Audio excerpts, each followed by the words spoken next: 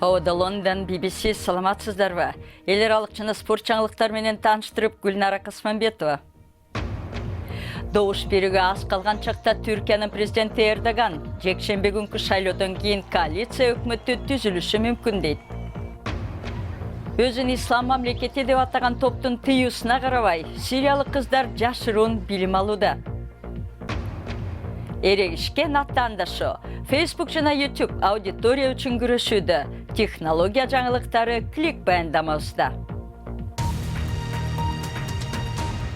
Türkiyanın президенти Recep Tayyip Erdogan ушул жекшембеде өтчү президенттик жана парламенттик шайлоонун жыйынтыгында ажырым аз болуп, натыйжада коалиция өкмөтү түзүлүшү ыктымал экенин айтты. BBC өлкөнү кыдырып, эл менен баарлашып келди. 2 жашар Нивал апасын көргөн эмес. Апасын түрк полициясы моюнга атып, бала төрөлгөндө каза тапкан. Кызды тайнеси багып жатат. Атасы абакта. Нивал чындыкты билбейт. Алардын күнөөсү жок дейт жакындары. ПКК согушкерлери менен өкмөттүк күчтөрдүн кагылышуусунда айыпсыз жерден кармалып калышкан. Жекшембедеги шайлоодон кийин президент Эрдоган ушул өкмөттү жетектөөнү улантат. Нивал чоңойгондо апасын өкмөт өлтүргөнүн, атасын абакка салганын айтам, дейт кыздын тайнеси. Эрдоган Түркиянын күрттөр үстөмдүк кылган төштүк чыгыш аймагына келди. Аны бул аймакта көп колдошпойт, бирок ага күрттөрдүн добушу керек.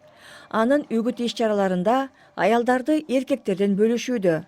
Мурда мындай болчу эмес. Tek millet. Бир улут, бир туу, бир мекен, бир мамлекет дейт ал. Сирия жана мигранттар кризиси боюнча батыштын өнөгө, НАТОго мүчө өлкөнүн лидерин кубатташууда. Коопсуздук чаралары күчөтүлгөн. Күрттөрдү колдогон партияны өкмөт террорчулар деп атайт. Бул партиянын талапкери абактан отуруп өнөктүгүн жүргүзүүдө. Бирок көпчүлүк Эрдогандын аппараты добуштарды бурмалайт деп кооптонот.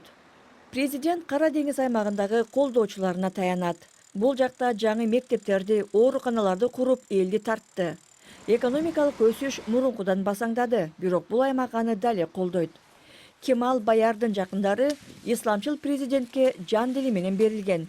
Filan yere bir yol yapıldı. Эгерде Эрдоган бул жерде жол курулат десе, 3 күндө жол курулат. Ал диктатор эмес, ал дүйнөлүк лидер. Коркуга баткан өлкөдө эркен ой шыбыр болуп гана угулат. Төңкөрүш аракетинен кийин камакка алынган полициянын жубайы Эрдогандын кылып жаткандары адамзатка каршы кылмыш жасаганга жатат дейт. Төңкөрүш окуясынан кийин 200 000 киши камакка алынган. Бул жолку саясий тандоо болочок жашоону аныктайт. Канчага чыкпаңыз, экзамен тапшырган оңой эмес. Ал эми Сирияда өзүн ислам мамлекети деп атаган топ экзаменди кой, дегеле кыздардын билим алуусуна таптакыр тыюу салган. Ага карабай билимдүү болгусу келген сириялык кыздар үчүн жашырынып тест тапшырган чыны менен оор иш болсо керек.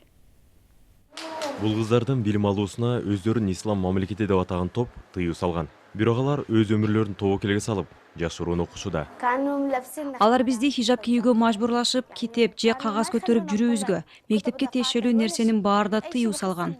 Ал тургай, калем жана сызгычтарыбызды сындырышчу. Бизди билим алууга болгон эң жөнөкөй укугубуздан ажыратышты. Ислам мамлекети аттуу топ Дамастын четиндеги Ярмук аймагында өздөрүнүн орто кылымдагы түшүнүгүн таңуулап, коркунуч алып келди. Бирок бул кыздар экстремисттик топ көзөмөлдөгөн кошуна аймакка уурданып чыгып, кыздар барган мектепке барып билим алуунун жолун табышкан. Биз калп эле соода кылганы Ялдага барабыз деп чыгып, ал жактан андан ары мектепке барабыз. Мугалим доскага эмне жазса, биз аны телефонубузга тартып алып, досторубузга социалдык тармак аркылуу бөлүшчүбүз. Бул ийим тобу кармашып басып алгандан кийинки Ярмуктун көрүнүшү. Эми бул сыяктуу жерде телефон толкунду кандай кармаарын элестетип көрүңүз. Биз толкунду жакшы кармаш үчүн үйдүн чатырына чейин чыгабыз, бирок бул ар дайым иштей бербейт. Эгер биринчи кабатта жашасаңыз, жөнөтүлгөн материалдарды көчүрүп алуу үчүн 5-кабатка көтөрүлүп, анан кайра төмөн түшүп сабак окуйбуз. Кыздар Бириккен Улуттар Уюмунун жардамы менен экзамендерин тапшырышты. Алар экзамендеринин жыйынтыктары тууралуу кабатыр. Бирок алар мындан да маанилүү сынактардан өтүштү. Алар биригип, бири-бирине жардам берип, аман калышты.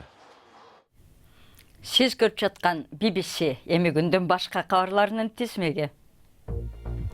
Эл аралык мыйзамды бузуп, Ливиянын сууларында жүргөнү үчүн Жер ортолук деңизинде мигранттарды куткарган кемени конфискациялап, командасын камакка алуу керек, деди Италиянын ички иштер министри Маттео Салвини. Ал Мальта өлкөсүнүн Голландия желеги астында жүргөн Lifeline кемесин бортундагы 239 мигранты менен кошо жээкке алып келип берүүнү өтүндү. Түндүк жана түштүк Кореялар Корей согушу учурунда бири-биринен бөлүнүп калган туугандарды жолуктурууну кайра баштады. Бул чара 3 жылдан бери токтотулуп турган. Өткөн кылымда 50-53 жылдары болгон согушта миллиондогон бүлөлөр бөлүнүп калган. Аларды жолуктуруу эки өлкө лидерлеринин апрелдеги тарыхый саммитинде макулдашылган. Кытай жана Непал Гималай тоолору аркылуу Тибет менен Катмандуну байланыштырган темир жол курууга макулдашты. Учурда Непал баш калаасын Кытай же Индия менен байланыштырган бир да темир жолу жок. Бул чечим Непалдын премьер-министри Шарма Олинин Бейжиңге иш сапары учурунда кабыл алынды. Ал ошондой эле бир катар инфраструктура жана бизнес келишимдерине кол койду. Дөөлөрдүн кармашы. Facebook менен YouTube'дун ортосунда аудитория талашып, эрегишкен ата-андашуу күч алды. Бул жана башка технология жаңылыктары клик баяндамабызда.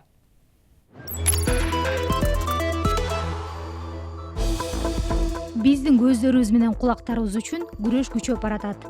Facebook өзүнүн Watch аттуу кызматы үчүн видеолорду жасоого социалдык тармактын жылдыздары менен белгилүү медиа продюсерлерди чогуу иштетүү планын жарыялады. Facebook таандык Instagram'дын айтымында бул айрым колдонуучулар үчүн платформага узагыраак видео коюуга мүмкүндүк берет. Ал эми YouTube көбүрөөк өлкөлөрдө интернет жок учурда контент менен камсыздоо үчүн жазылуу кызматын жайылтуу менен алек болууда. Гаджеттерди үн менен башкаруу адаттагы нерсеге айланууда. Бирок Массачусетс технологиялык институтунун лабораториясы мындан да алдагача ашып кетти. Алар роботтун каталарын дароо ой жана колду жаңсоо аркылуу оңдоо мүмкүн экенин көргөзүштү.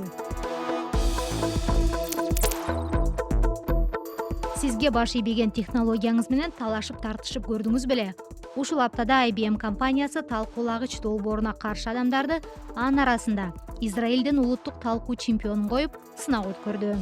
Жасалма акыл системасы жүйөлөрдү угуп, өзүнүн эс тутумуна жүктөлгөн 100 миллиондогон документтерди скандап алып, айтылган ойго карата өзүнүн логикалык жообун түзөт.